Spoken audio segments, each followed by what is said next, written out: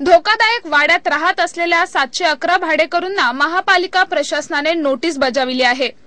याशिवाय अत्यंत धोकादायक असलेल्या वाडा खाली करण्यास तयार नसलेल्या 6 भाडेकरूंच्या विरोधात पोलिसांकडे तक्रार करण्यात आली आहे।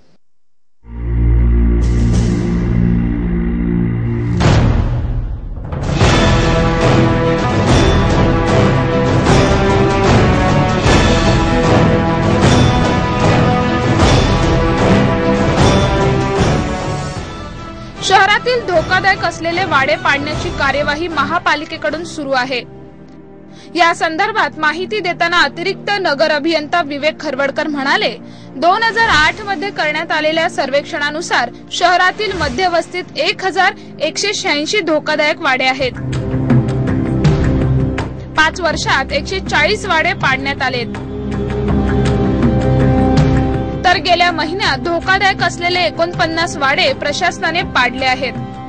तर धोकादायक वाड्यात राहणाऱ्या 711 भाडेकरूंना प्रशासनाने 3 वेळा नोटीस बजावली आहे।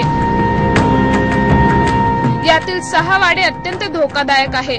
त्यामध्ये राहणारे भाडेकरू बाहेर निघत नसल्याने त्यांच्या विरुद्ध पोलिसांकडे तक्रार करण्यात आली आहे।